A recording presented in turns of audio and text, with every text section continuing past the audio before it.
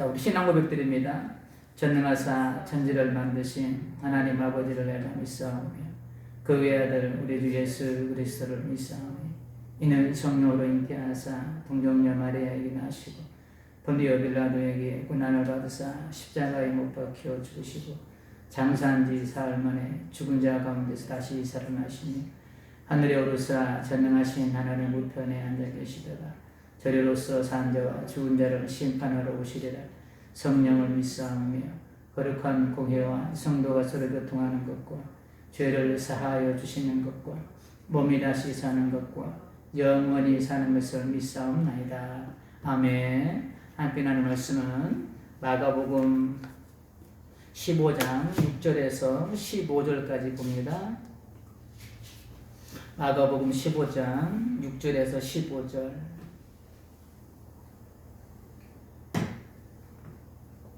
15절은 함께 봉독합니다. 6절부터 봉독해드립니다. 명절이 되면 백성들이 요구하는 대로 재수한 사람을 놓아주는 전례가 있더니 밀란을 꾸미고 그 밀란 중에 살인하고 체포된 자 중에 바라바라 하는 자가 있는지라 무리가 나아가서 전례대로 하여 주기를 요구한대 빌라도가 대답하여 이르되 너희는 내가 유대인의 왕을 너희에게 놓아주기를 원하느냐 하니 이는 그가 대제사장들이 시기로 예수를 넘겨준 줄 알미려라. 그러나 대제사장들이 무리를 충동하여 도리어 바라바를 놓아달라 하게 하니 빌라도가 또 대답하여 이르되 그러면 너희가 유대인의 왕이라 하는 일을 내가 어떻게 하랴. 그들이 다시 소리 지르되 그를 십자가에 못 박게 하소서. 빌라도가 이르되 어찌 되느냐 무슨 악한 일을 하였느냐 하니 더욱 소리 지르되 십자가에 못 박게 하소서 하는지라. 다 같이 합니다. 빌라도가 무리에게 만족을 주고자 하여 바라바는 놓아주고 예수는 채찍질하고 십자가에 못 박게 넘겨주니라. 아멘. 우리 앞뒤로 인사합니다. 흘러보냅시다. 네, 자신을 축복합니다. 나는 행복한 사람이다. 오늘 제목을 외로운 길이라는 제목으로 함께 은혜를 나누도록 하겠습니다. 지난번에도 잠깐 살펴보았는데요. 억울한 누명을 쓰고 청춘을 감옥에서 보내고 나서야 이제 살인자의 누명을 벗게 된 사람들이 이제 드러나기 시작합니다. 이 사람들이 살인자라는 누명을 벗게 되는 데는 지대한 공을 세운 사람이 있어요. 그게 누구냐면 박준영 변호사라는 분이에요. 이분은 변호사비도 안 받고 억울한 누명을 쓴 사람들만을 위해서 변호를 하시더라고요. 그래서 지난번에 유키전 더 블록인가요? 거기 나와서 말씀하는데 되게 가난하게 사시더라고요. 변호사 치고는. 왜냐하면 수입료가 없으니까. 왜 이야기를 하냐면 내가 무엇인가 억울한 일을 당했을 때 그것을 변호해 줄 사람이 필요하다는 거예요. 대변인이 절대적으로 필요하다는 거예요. 나의 억울함을 풀어주기 위해 그 누군가가 있다는 그것 하나만으로도 아마 마음 한구석에 든든함이 있을 거예요. 그 억울하게 누명 쓰고 청춘을 다 보내고 나왔던 사람, 비록 형기는 다 채워서 나왔지만 그 마음 한구석에 얼마나 불편함이 있고 억울함이 있겠어요. 그런데 그 억울함을 이 박 변호사님께서 대변해 주니까, 그리고 그 억울함을 풀어준다고 생각하니까 그분들 입장에서는 얼마나 든든하시겠어요. 그래서 그 프로그램에 나왔던 한 분이 나왔어요. 그분이 그랬대요. 박 변호사님, 내가 승소하면 아파트한테 사줄게. 그분이 그런 말을 했다고 그래요. 얼마나 든든하겠어요, 그 사람에게. 이 박준영 변호사님. 자기를 대신해서 법에 호소해주고 자기 누명을 벗겨준다는 사람이 있다는 자체만으로도 이 사람이 굉장히 든든했을 거예요. 무너지지 않고 버틸 수 있는 힘이 아마 생겼을 것입니다.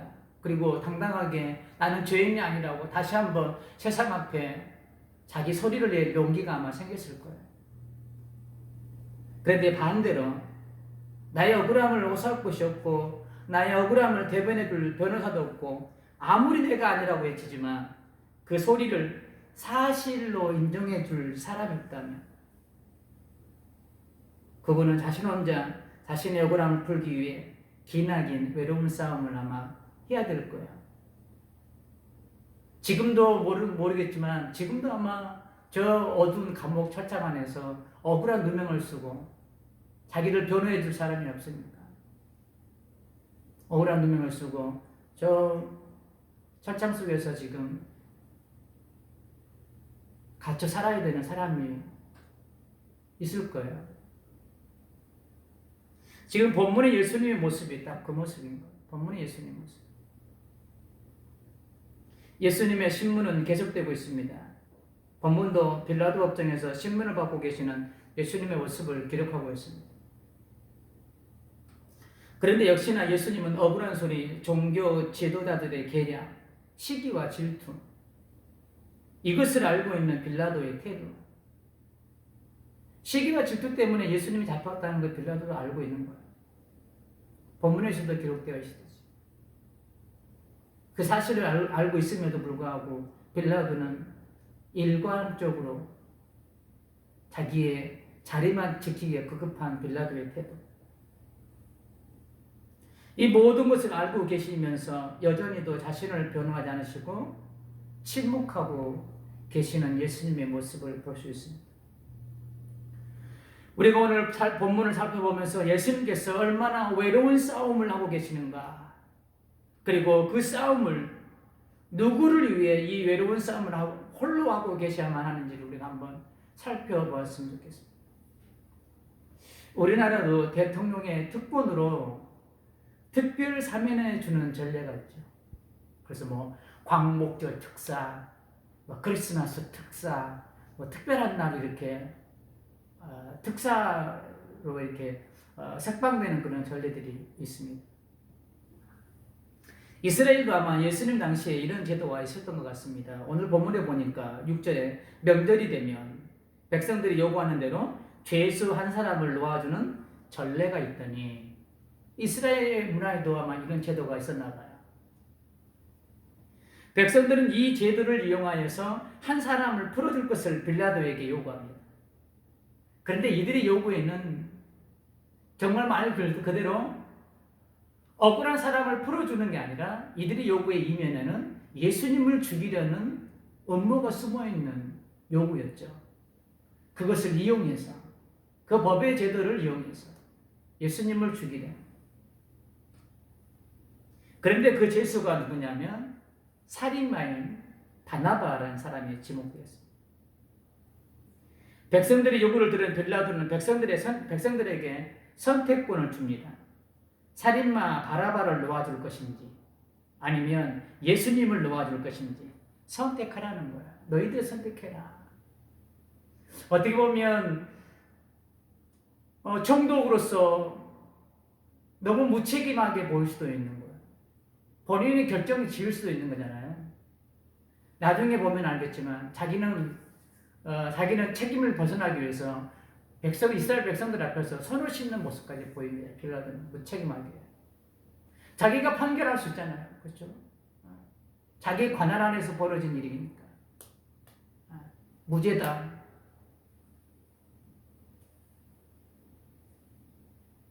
그런데 백성들은 바라바를 놓아줄 것을 요구합니다. 그 이유가 참 황당해요. 11절 볼까요? 그러나 대제사장들이 무리를 충동하여 도리어 바라바를 놓아달라 하게 하니, 백성들의 그 요구는 본인들의 의사가 아니었어요. 본인들의 의사로 이 법을 이용하는 것이 아니었어요. 대제사장들이 충동시켰다는 거예요. 군중 심리를 이용해서.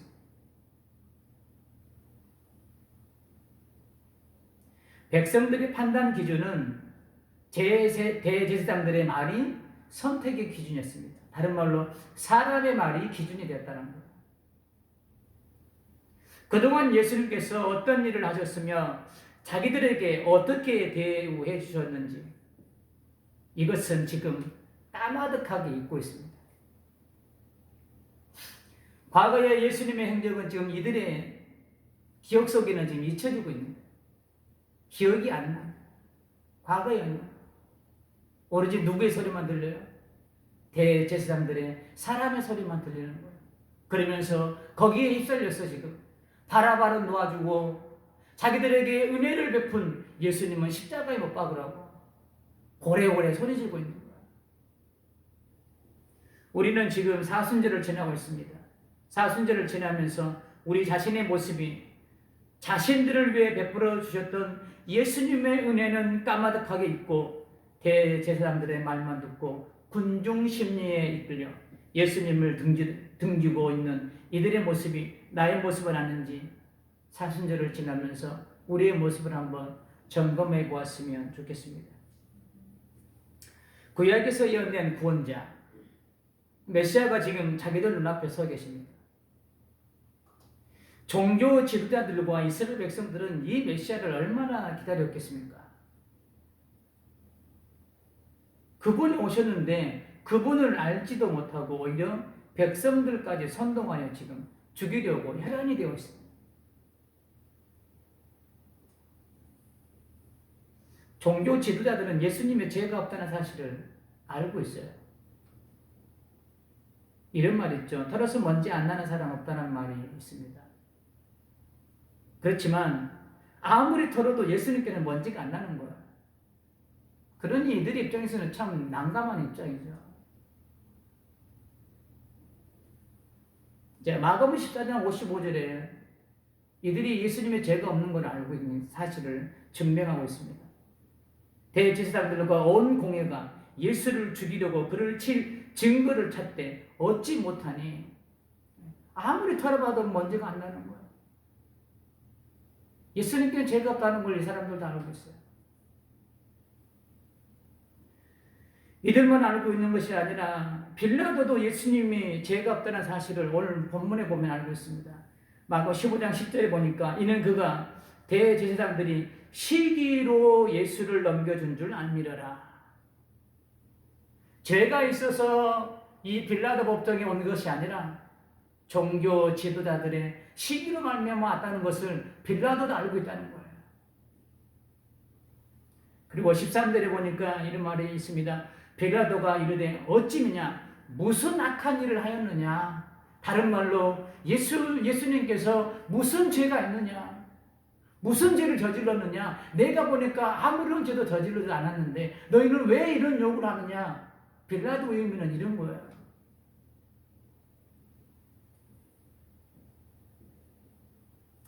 어떻게 보면 로마에서 파송된 빌라도의 말은 곧 로마의 법에 준하는 권력 있는 말이 될 수 있습니다. 그렇기 때문에 서두에도 말씀드렸듯이 빌라도의 그 판결 한마디면 이 재판은 끝나는 거예요. 무죄를 선고받을 수 있습니다. 더욱이 예수님은 죄가 없고 종교 지도자들의 시기 때문에 예수님의 심판을 받고 있다는 사실을 빌라도는 알고 있기 때문에 빌라도가 예수님의 무죄임을 선고하는 말 한마디면 이 재판은 예수님의 무죄로 사건 종결되는 거예요. 그런데 빌라도마저 그 진실을 외면합니다. 본문의 15절 보니까 빌라도가 무리에게 만족을 주고자 해요. 누구에게 만족을 줘요? 무리에게. 거기에 모여든 무리가 누굽니까? 종교 지도자들을 비롯하여 예수님을 십자가에 못 박으라고 외치고 있는 군중들이에요. 빌라도는 예수님의 죄가 없다는 것을 알면서도 무리에게 만족을 주고자 해요. 바라바는 놓아주고 예수는 채찍질하고 십자가에 못 박히게 넘겨주니라. 진실을 외면하고 있는 빌라도. 빌라도의 선택의 근원을 15절에서는 무리에게 만족을 주고자 해요라고 기록하고 있습니다. 빌라도는 진실을 외면하고 왜 이런 선택을 했을까? 진실을 뒤로하고 빌라도가 왜 이런 선택을 했을까? 그 이유는 모두 다 이권 때문입니다. 이익 논리 앞에 이런 선택을 할 수밖에 없었던 이권. 우리가 잘 알고 있다시피 이 당시에 이스라엘은 로마의 지배 아래에 있었습니다. 그래서 이스라엘을 다스릴 모든 정치권자들을 로마에서 파견했어요. 심지어는 제사장까지 로마에서 지명을 해줘야만이 제사장 직분을 감당할 수 있었습니다. 그만큼 로마가 이스라엘을 다스리는 이 힘이 그만큼 강했어요. 로마에서 파견된 사람은 로마 정치권에 잘 보이기 위해서는 자기가 관할하는 그 구역 안에서는 절대적으로 밀란이 일어나서는 안 되는 거예요. 시끄러운 사건들이 벌어져서는 안 되는 거예요. 요즘 말로 강력 사건이 벌어져서는 안 되는 거예요. 그래서 정치 생명이 위협을 받기 때문에, 그래서 빌라도가 자기 정치 생명을 유지하기 위해서 진실을 알면도 불구하고 지금 예수님을 못 박으라고 외치는 그들의 요구를 들어주고 있는 거예요. 자기의 자리를 지키기 위해서.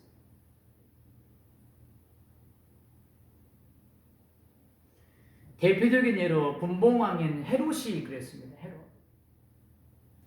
학자들의 견해에 의하면 그는 이스라엘을 다스릴 통치권자로 자기가 다스릴 동안 백성들의 마음을 얻어 소란이 일어나지 않도록 유대인의 마음을 얻기 위해서 성전을 지어줍니다.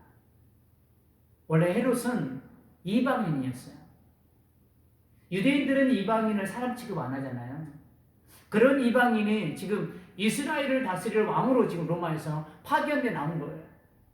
헤롯도 이 유대인의 습성을 알고 있습니다. 유대인의 문화를 알고 있어요. 그렇기 때문에 이 유대인들의 마음을 사지 않으면 이방인은 자신이 이곳에서 왕으로서의 그런 정치를 할 수 없다는 것을 헤롯은 판단했어요.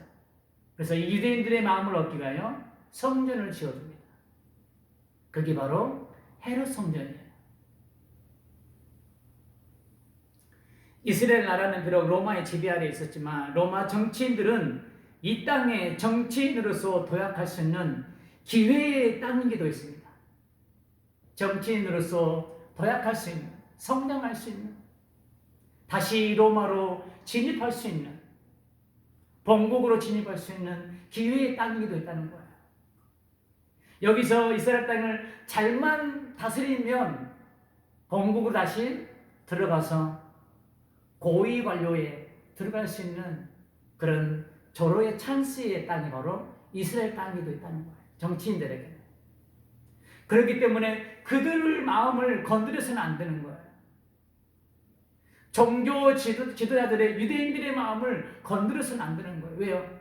밀란이 일어나면 로마에 찍히기 때문에.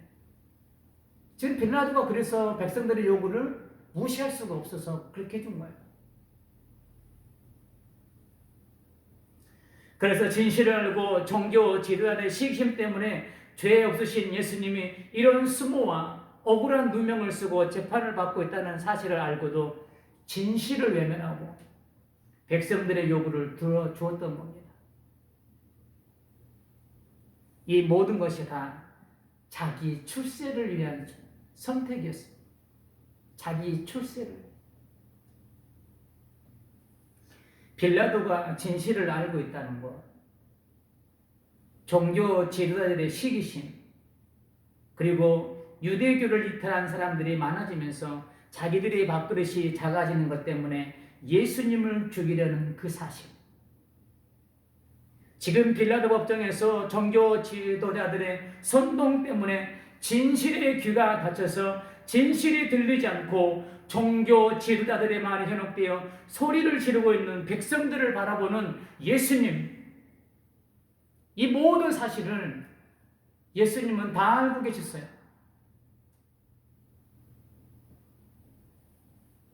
예수님을 고발한 종교 지도자들은 예수님은 죄가 없다는 사실을 알고 있습니다. 더 중요한 사실은 이들은 그 누구보다 구약에서 예언된 메시아에 대하여서 누구보다 잘 알고 있던 사람들이 종교 지도자들이었어요. 구약에서 예언된 메시아. 다른 말로 이 성경 말씀을 많이 알고 있던 사람들이 바로 이 사람들이라는 거예요.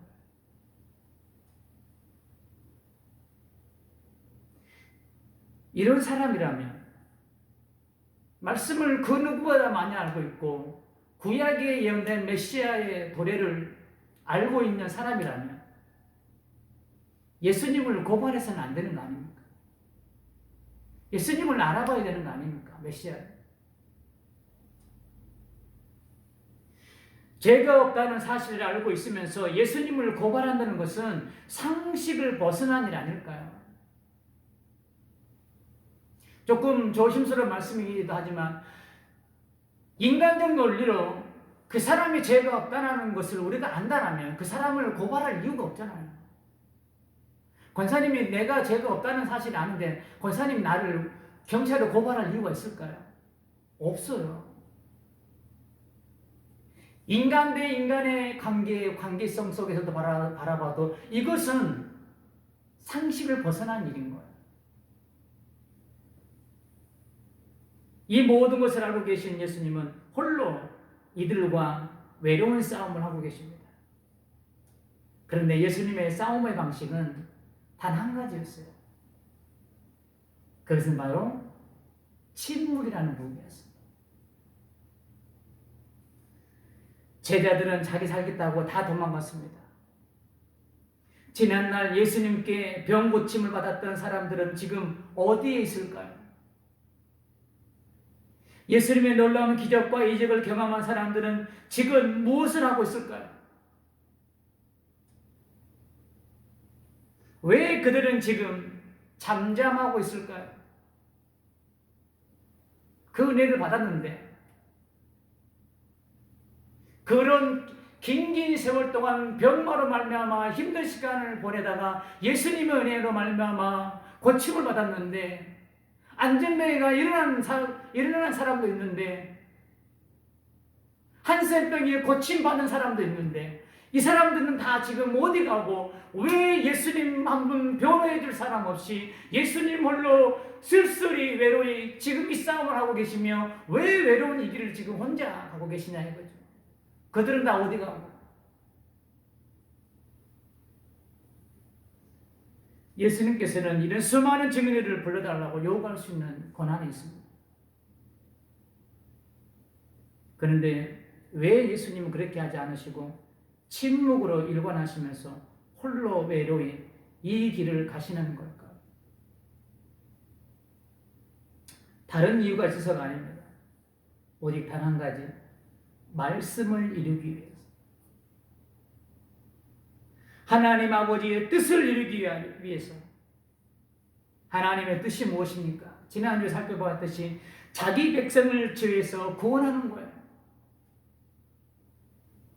저와 여러분을 죄에서 구원하기 위해 모진 수모를 당하면서도 억울한 누명을 쓰면서도 그 누구 하나 예수님을 변호해 주는 사람 없고 심지어는 제자들까지 도망가서 예수님 편에는 단 한 사람도 없이 홀로 외로이 이 싸움을 하고 계시며 홀로 외로이 이 길을 걸어가고 계십니다. 저와 여러분들을 구원하기 위해서. 한번 우리가 상상해 보았으면 좋겠습니다. 이 법정에서 묶여서 서 있는 예수님 모습. 억울한 소리들이 법정을 가득 채웁니다. 얼마나 외로우셨을까요? 종교 지도자들은 자기네들끼리 똘똘 뭉쳐서 하나가 돼서 심지어는 백성들까지 선동해서 예수님을 죽이라고 십자가에 못 박으라고 아우성을 치고 있습니다. 그런데 그 모든 소리를 홀로 외로이 다 받아들이고 있는 예수님의 그 모습. 우리의 자신을 돌아봅니다. 말씀은 진리이고 이 성경 말씀에 기록된 건 모두 다 진실이에요. 우리는 이 성경 말씀이 있고 살아가야 할 줄 믿습니다. 진실을 알면서도 자신의 출세를 위해서 진실을 외면한 빌라도처럼 나의 삶의 육체적 욕망을 채우기 위해서 더 이상 이 진리의 말씀을 외면하지 맙시다. 이것은 예수님을 다시 한번 오늘 본문에처럼 외로움의 자리에 세우는 것이 될 거예요. 우리가 이 진리의 말씀을 외면한다는 자체는 외로움의 자리에 예수님을 다시 세우는 거예요. 백성들을 선동했던 종교 지도자들처럼 사단은 지금 여러 상황을 통해 나의 마음을 무너뜨리고 지체 간의 관계를 파괴하기 위해, 하나님과의 관계도 파괴하기 위해 내 주변 사람들을 선동하여 듣지 말아야 할 말들을 듣게 합니다. 때로는 내가 억울한 말도 듣게 합니다. 사단은 내 주변을 선동해요. 그때 우리는 종교 지도자들의 선동에 동원된 백성들처럼 불의의 무기로 나의 자신을 내어주지 않기를 소망합니다. 우리가 또다시 사단이 앞장서 선동하는 그 계략에 우리가 동원된다면, 다시 한번 말씀드리지만 그것은 예수님을 다시 외로운 자리에 홀로 세우는 것이 될 거예요. 예수님은 나를 향해 이렇게 호칭을 해주십니다. 누가복음 12장 4절에 보니까 나를 향해서 이런 호칭을 써주세요. 내가 내 친구 너희에게 말하노니. 내가 누굽니까? 예수님. 내 친구가 누구예요? 바로 저와 여러분이에요. 내 친구에게 말하노니. 요한복음 15장 15절에서도 이렇게 말씀합니다. 이제부터는 너희를 종이라 하지 아니하리니 종은 주인이 하는 것을 알지 못함이라. 너희를 친구라 하였노니 내가 내 아버지께 들은 것을 다 너희에게 알게 하였습니다. 나를 향하신 예수님의 호칭이에요. 나를 친구라 불러준대요. 제가 영어가 조금 되면 영어를 가지고 조금 풀이했으면 좋겠는데, 이 자료를 좀 찾다 보니까 인터넷에 친구가 프렌드잖아요. 프렌드. 그러니까 앞글자만 딱 따가지고 이렇게 풀이해 놓은 게 있어서 가슴이 와닿아서 한번 합니다. 영어는 제가 짧아서 못하고 어떻게 풀이했냐면 이렇게 해놨어요. 자유로울 수 있고 언제나 기억에 남으며 항상 생각할 수 있고 같이 있으면 즐거우며 필요할 때 옆에 있어주고 힘들 땐 의지할 수 있는 고귀한 존재. 프렌드, 이렇게 F-R-I-E-N-D 이 앞글자를 따가지고 영어로 이렇게 해놨어요. 자유로울 수 있고 언제나 기억에 남으며 항상 생각할 수 있고 같이 있으면 즐거우며 필요할 때 옆에 있어주고 힘들 땐 의지할 수 있는 고귀한 존재. 이분이 친구에 대한 정의를 이렇게 써놨고 굉장히 가슴에 와닿았습니다. 예수님은 우리를 친구라 부르시지만 단순한 친구의 개념을 뛰어넘은, 조금 전에 말씀드렸던 것처럼 그런 친구가 되어주십니다. 언제나 나를 기억하고 계시는 주님, 나와 함께 하실 때 제일 기뻐하시는 주님, 내가 힘들 때 내가 기댈 어깨를 내어주실 수 있는 주님, 이런 분이 나의 구주 예수님이시라는 거예요. 예수님이 나를 친구라 부르신다는 거예요. 감히 신이 죄인인 인간에게 친구라고 호칭해준다, 부르신다는 거예요. 예수님은 나를 홀로 두지 않으십니다. 그 어떤 길도 나와 함께 걸어가 주십니다. 내가 필요할 때 구하면 주시는 분이에요. 인생의 무거운 짐을 지고 가는 나를 긍휼히 여기사 나의 짐을 대신 지시겠다고 시편을 통해서 우리에게 말씀하고 계시는 분이 바로 이 구주 예수님이십니다. 너의 짐을 나에게 맡겨버리라. 동일한 시편에서도 또 말씀합니다. 나는 날마다 너의 짐을 지고 가노라. 예수님은 이런 분이십니다. 우리는 그러면 예수님께 어떤 사람인가요? 예수님은 우리에게 이런 분이신데 나는 예수님께 어떤 사람인가?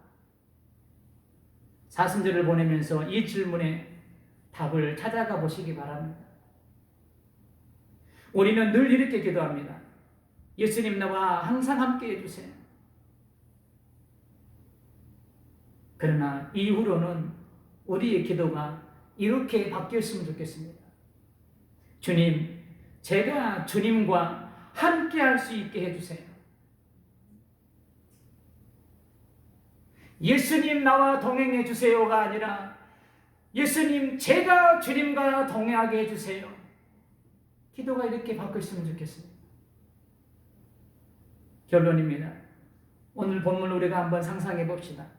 그곳에 모인 많은 사람은 하나가 되어 하나같이 예수님을 죽여라고 외치고 있고, 진실을 알고 있는 빌라도도 진실을 외면하고 있는 재판장에 자기 자신 하나 대변해 줄 사람 하나 없이 침묵하시며 홀로 서 있는 예수님. 재판장은 예수님을 십자가에 못 박으라는 소리로 가득 차지만 홀로 외로이 서서 침묵으로 이 싸움을 하고 계시는 예수님. 우리는 이제 이후로는 빌라도처럼, 종교 지도자들처럼, 그곳에 모인 백성들처럼 육체의 소욕을 채우기 위해 예수님을 외로운 자리에 세우는 삶을 살지 않기를 소망합니다.